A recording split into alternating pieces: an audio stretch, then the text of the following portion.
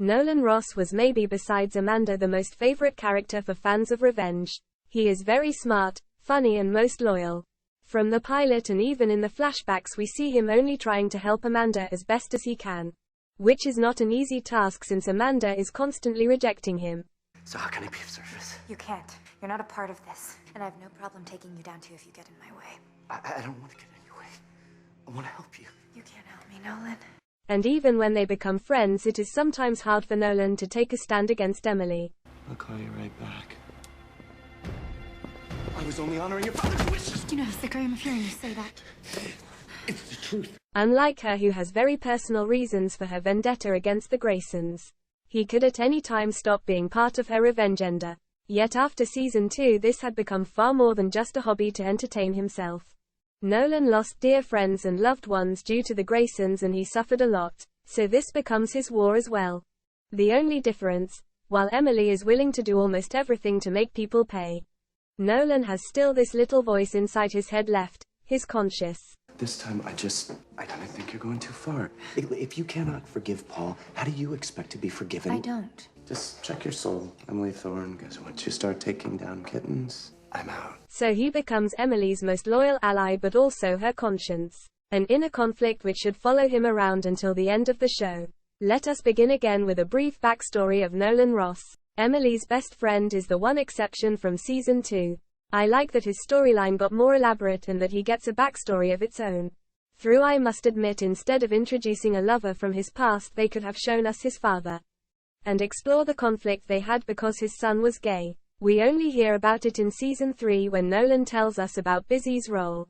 Back in the day, I was dating this guy. It was casual, fun. Then I met his sister. She was more casual, more fun. And as it turned out, married. The press got a hold of our one-hit wonder, and Busy squashed it by claiming I was gay. Neither did my father. He read the press release, never spoke to me again.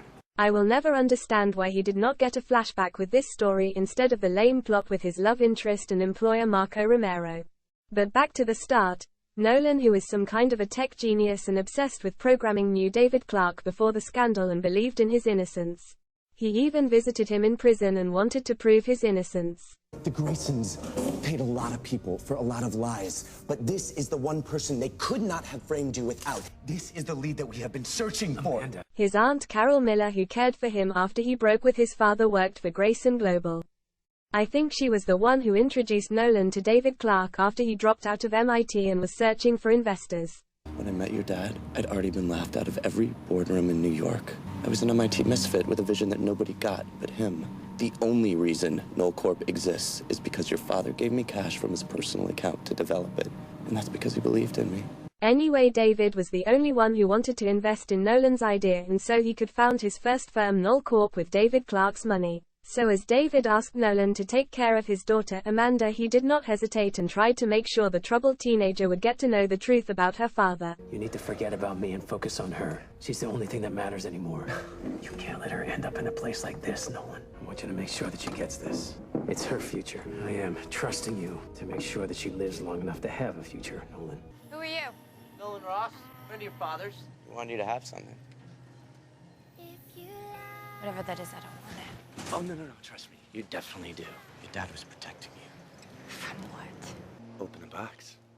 Find out. You didn't read the journals, did you? And so what if I did? He'd still be dead and I couldn't do anything about it. This isn't about changing things, Amanda. This is about knowing who your dad really was. You have to read those journals. That is not much, but for Revenge, who tends to lack of substantial backstories, it is a lot. I think Nolan is one of the characters of the show who has the least baggage from the past. The most bad things that happened to him are happening after he got involved into Emily's revenge agenda. Not to judge here, so he is more of an optimist and likes to help people instead of punish them. For example, he helps Declan multiple times, first with getting Charlotte Grayson's attention and second by paying his school debt. What's the guy's name who trashed your face? Adam something. He's a friend of Charlotte Grayson's. Watch and learn, grasshopper. I just accessed his webcam, and now you're free to record his most intimate moments and use them as you will. Jack, I want to do this. He still deserves an overpriced education like everyone else, no?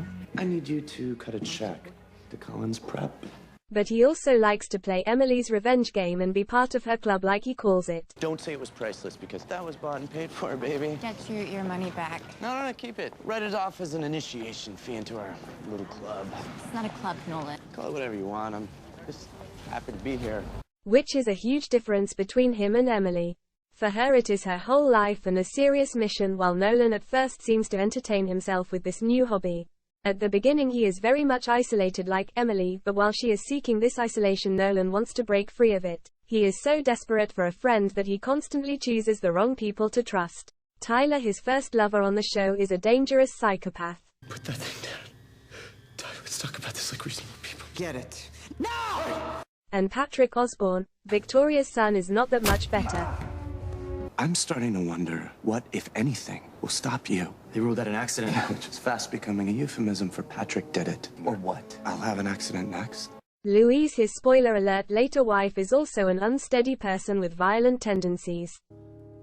I'm so sorry. And Amanda could be added to the list. Do you know how easy it would be for me to crush your windpipe? I don't think your father would approve. As Nolan in the last season points out. You think I'm making another self-destructive choice? Because I believe she's a good person who's had a hard life. Does that sound familiar? The only so-called normal love interest are unreachable for Nolan. Padme is blackmailed by the Initiative and soon gets kidnapped. And Tony, his last boyfriend on the show, makes himself unavailable. First because Nolan is married, and second because he gets the chance to adopt a child and cannot see himself in a relationship. So Nolan is often fallen recklessly in love and stays most loyal and true to his partners, but he also sacrifices almost everything for his loved ones. Especially for Amanda, who means the world to him and is his most important reference person. Like all rich people including David and Amanda, he often tries to solve problems with money. You're the guy who bought the boat. Proud new papa. What if I said I'd give you your boat back at the end of the season? You're saying that if I pretend to be your friend, you'll give me my boat back free and clear? Well, I see it'd be better if you didn't have to pretend, but that's the gist. And he is almost addicted to computers and hacking. Then I can stop. I can stop anytime. If I can't stop, then I can write a program that will make me stop. Sweet chord of connectivity. Nolan has a great sense of humor, and his one-liners are often there to lighten up dangerous or sad situations. Blackmail isn't just for breakfast anymore. Rough day at the office? Girlfriend keeps popping up like the homicidal stripper version of whack-a-mole. Fire and ice. Subtle. Was fire and brimstone not available? Wow. She threw a dead man under the bus? Do not do anything revengey until I get there. He likes to give people around him nicknames. Spoiler alert. Your girl talk with Miss Montauk didn't work. Fauxmanda is still causing boats to crash in the harbor. Meanwhile, poor puppy dog Daniel actually is Mr. Bond. Per Moneypenny's request, so sorry to hear about your breakup with Remington Steele. What's your 20, Mr. Bean? I'm sorry to bother you, Lee Harvey. And he is the only one who persistently calls Emily Ems, even after she has gone back to being Amanda in the last season. And that's why I still call you Ems, even though the rest of the world knows your real name. Besides the Porters, he is maybe the most normal guy on the show. Through he has this big firm, we never see him actually working despite the stuff he is doing for Emily. I like that we see in season 3 a bit more what he does in his private life and what his interests are besides computers. God, next time I agree to chair an art walk, I picked up a new hobby, working in the prison kitchen. See, turns out that blueberry muffins can calm even the most sociopathic heart. In season 1, especially with his bad haircut, Nolan often appeared like a caricature of any CEO from Silicon Valley. When they expanded his story arc in season 2 and 3 and gave him his own backstory, his wardrobe got better and he also got more format, you know.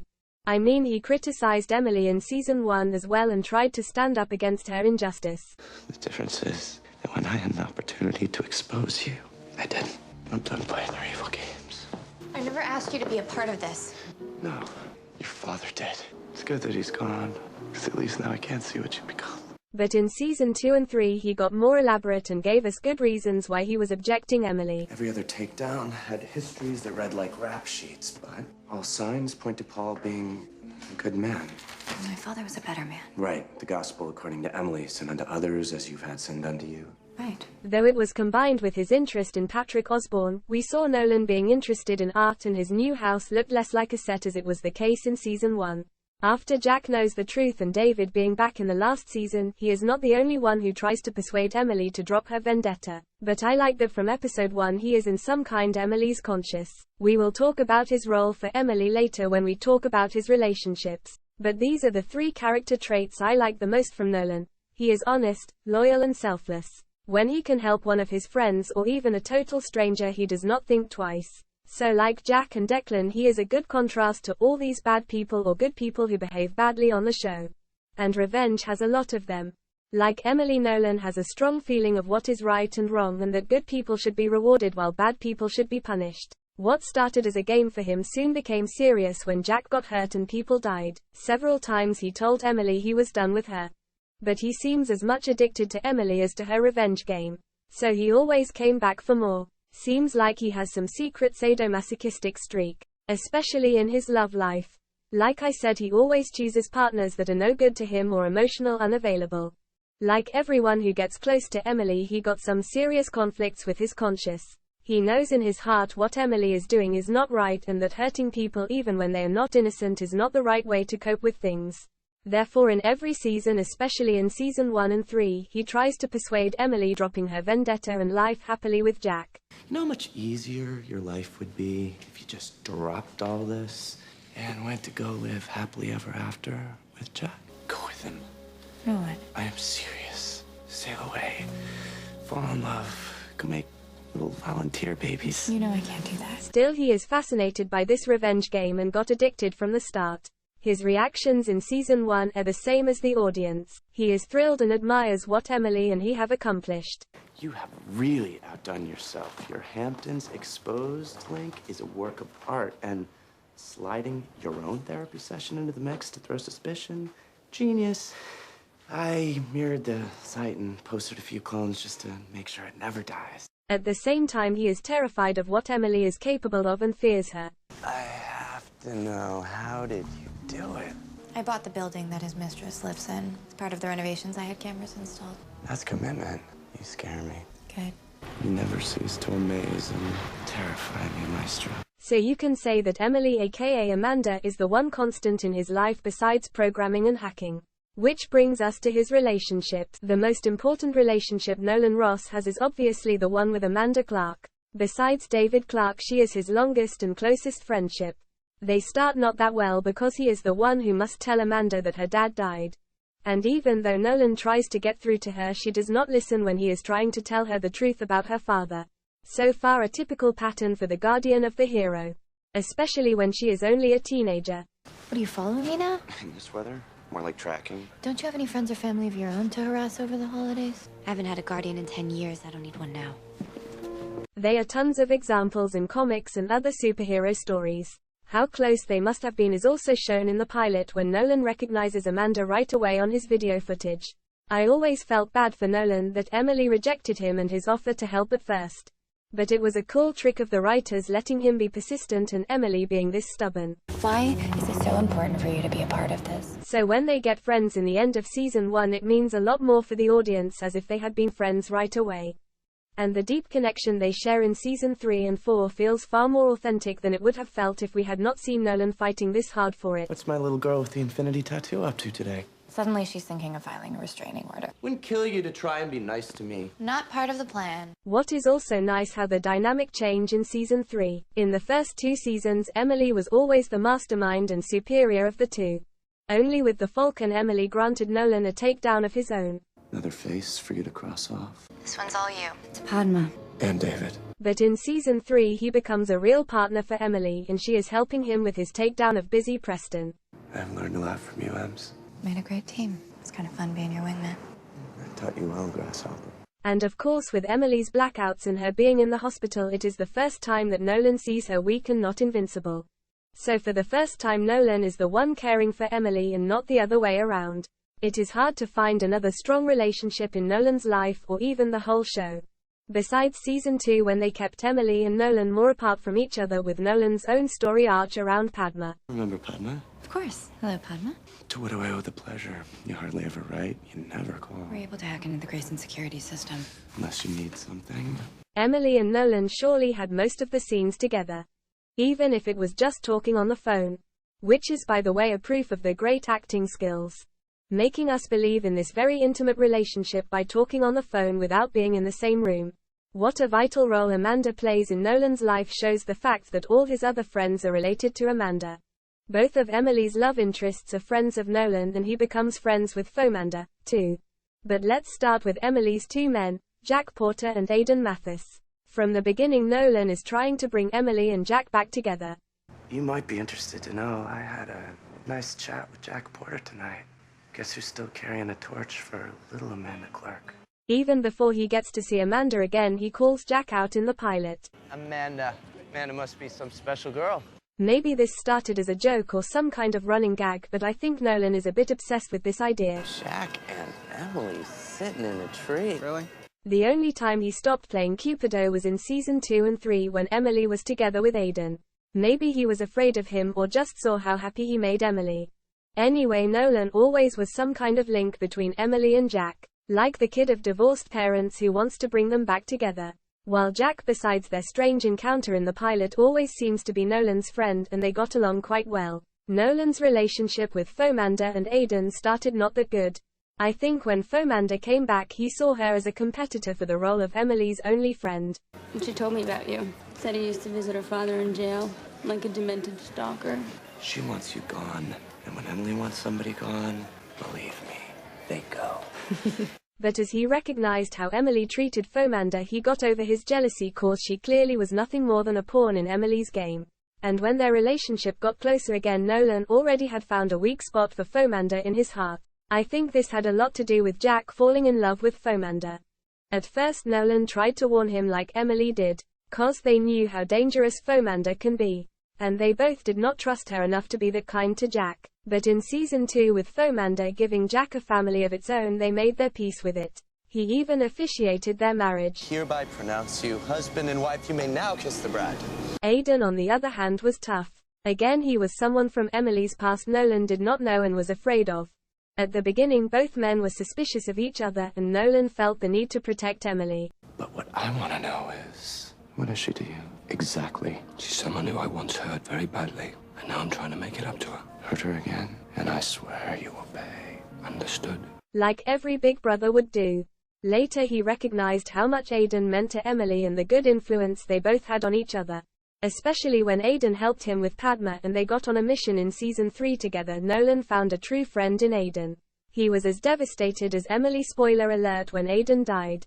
Aiden was my friend too, and I loved him. The last big relationship before we get to Nolan's romantic ties was David Clarke. Until David's return we have only one flashback in season 2 and what Nolan is telling Amanda and Jack about his relationship to David.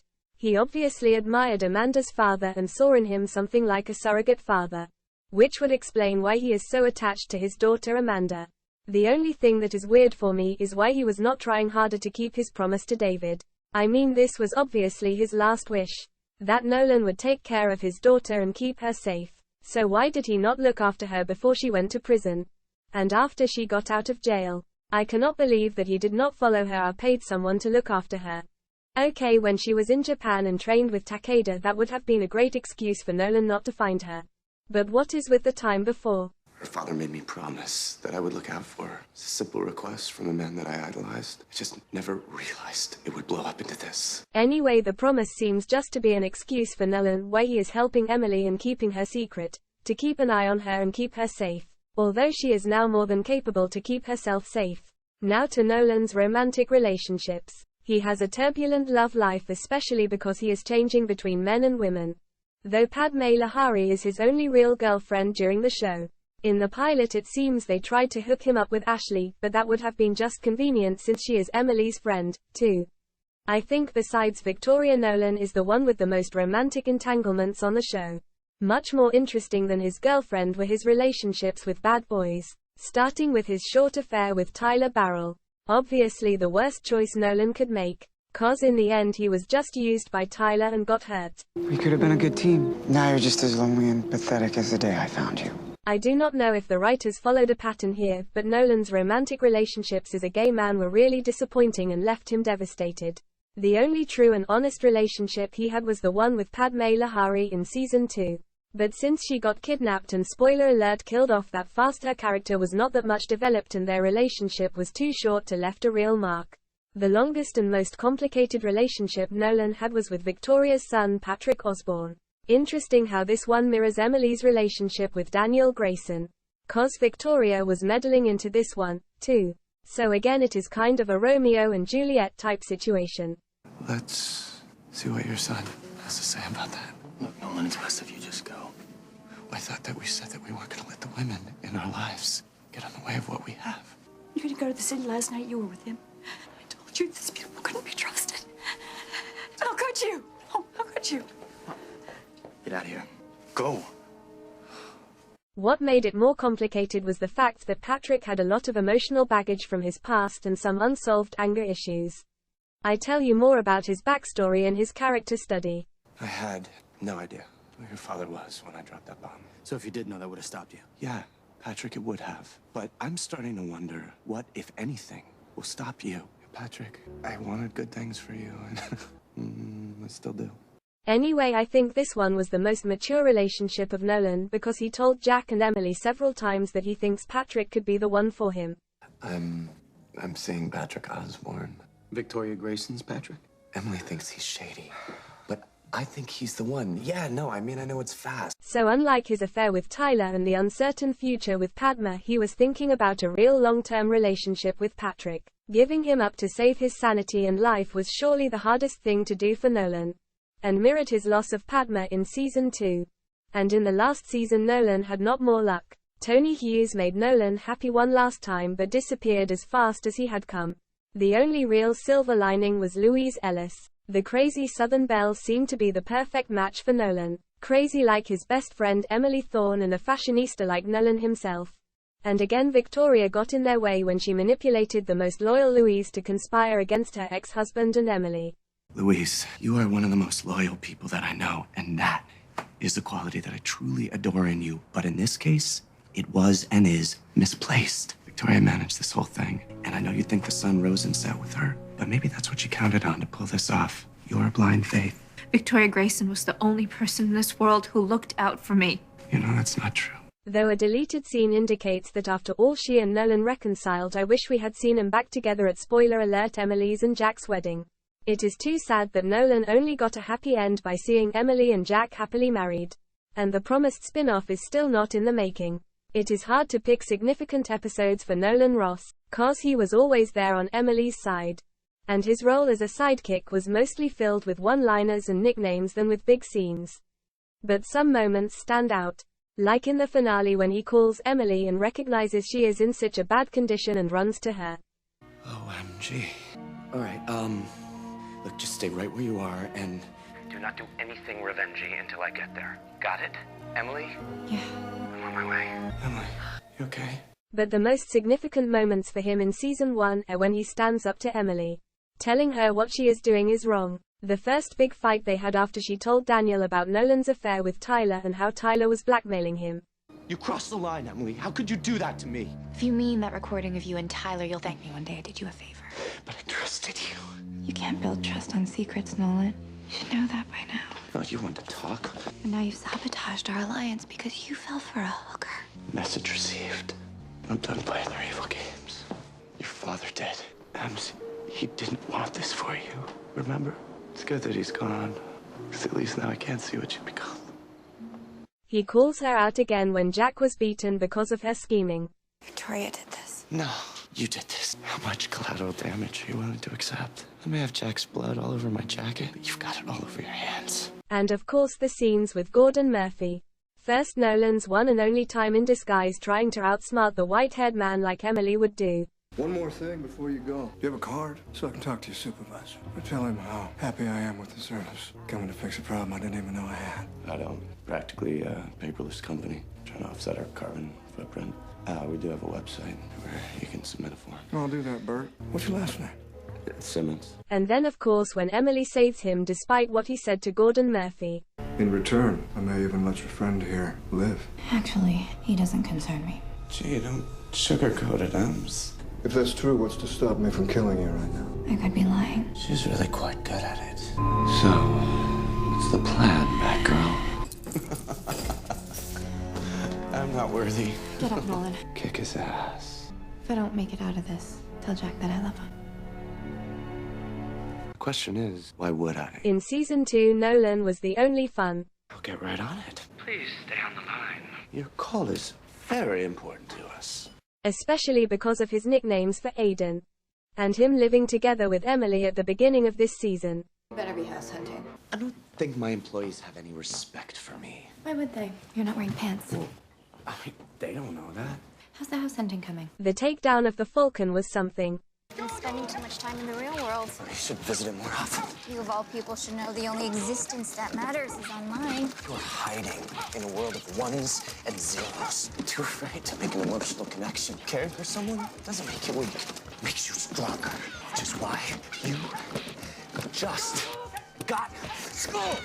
But you didn't catch that little present that I left on your jump drive? Giving me access to your computer, which I can see you hacking away at your not-so-secret cyber spot. I already know everything there is to know about you, and I'm not the only one, Edith. Nice clear shot, wouldn't you say? The FBI certainly thought so. However, the storyline with Padma and his program Carrion was very lame and not at all special. Season 3 reunited with Emily and acting as her conscience along with Jack was fun to watch.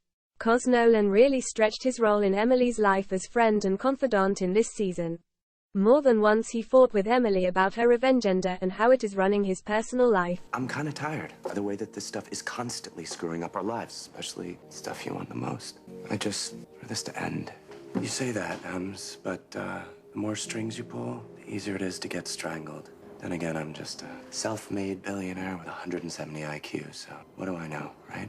And unlike with Jack, who was just angry and often unfair when he fought with Emily, Nolan was not wrong with his allegations. In general, he was never more honest and open in his conversations with Emily. Your need to control everything and everyone has kept me isolated when I didn't need to be. I can't turn off my emotions. I'm not a robot. All I have ever really wanted was friendship. Long live David Clarke. And when he said goodbye to her at the wedding, it nearly broke my heart. I also loved his deep connection with Aiden. Why the Aiden face? This is good news. And of course his reaction to Aiden's death. Declaring war on Daniel and his little stunt at the My Clone party were my most favorite moments in season 3. Sorry, did I interrupt? Are you out of your mind? No, but you must be pissing off a genius. You may have infected Margot and this one. I just want you to understand, this is war. Your name's not on the list. How about on the hardware? I'd say that makes you a permanent +1. I am still a master of this universe. Ross, if you're quite finished playing who's got the bigger hard drive... Hey, babe, what do you want to do for your next birthday? That's easy. To get high and party.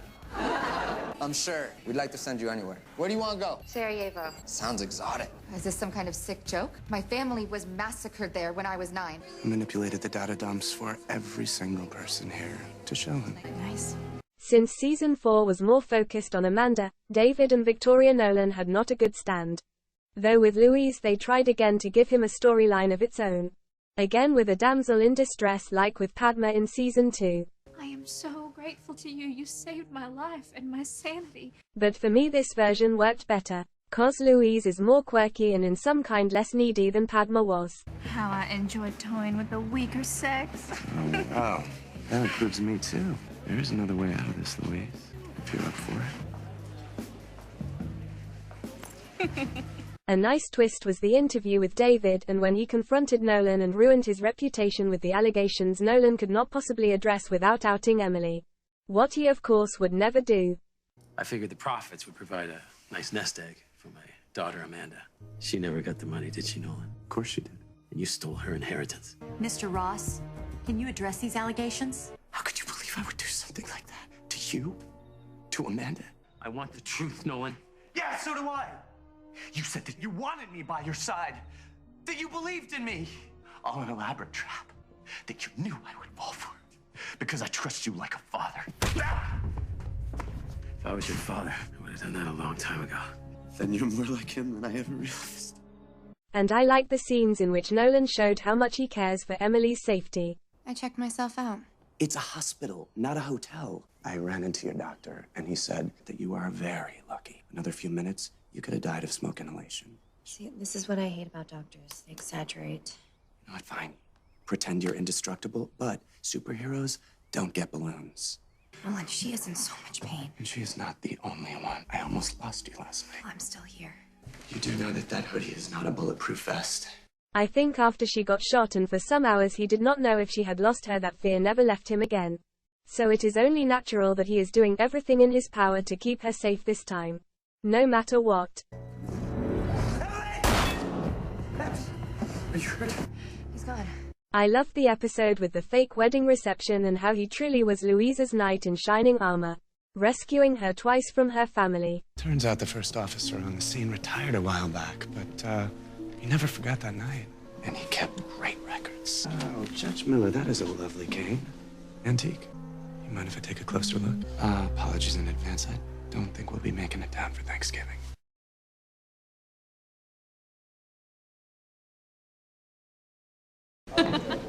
So then I said, Party's over, Lyman. and I believe she means that both literally and metaphorically. Really nice, because we had a lot of scenes between Emily and Nolan was the first episode. Nolan being happy about Emily's allegedly retirement as Revenger, and how excited he was about Emily being Amanda again. Says the girl who doesn't know which one to use for herself. I do, you just won't accept it. I'm just hoping that your secret plan is to make your debut there as Amanda Clarke. What they said about the girl who gave up revenge. She lived happily ever after. Then of course their big fight with him calling Emily finally out on her addiction. I already made that mistake. Addicts cannot be trusted to be by themselves. Not an addict. You are the very definition! Ems, I have been here since the beginning. Em, you're scaring the hell out of me. Maybe it's time for an intervention to force you to be who you really are. What if I went out there and told everybody that Amanda Clarke is alive and well? And everyone she loved is dead. The Graysons killed them all. They left me nothing to go back to, Nolan. This is all I have left. That's why you can't let go of Emily Thorne. Ems. And the last highlight was his confrontation with Margot. Though I must admit that Corinne Vanass stole him the show in this scene. Where do you belong, Margot? You crossed a line and you know it! You took a life! Hey, I've lost people too! My father, Daniel, I lost my own child! And it doesn't matter how hard we try, we can't get them back! Not to forget the just adorable scenes at Amanda's and Jack's wedding when Nolan brought the new puppy dog as Jack's wedding present in. Not only because he was a fan favorite, I would grant Gabriel Mann to be the star of a revenge spin-off. He and Emily were the heart of the show, and besides the Graysons, they really took the show. The other actors were great, too. But no one had that amount of scenes and interactions with each other. So for me the show could not have existed without Nolan Ross. Like Emily Thorne would not have survived that long without him. What were your favorite moments with Nolan Ross? Do you agree that Nolan is the heart of revenge? What do you think about his character development? And what about his fashion sense and choice of men? Good or bad? Share your thoughts in the comments below. Let's get you dressed. I think you made Jack wait long enough, don't you? Very funny.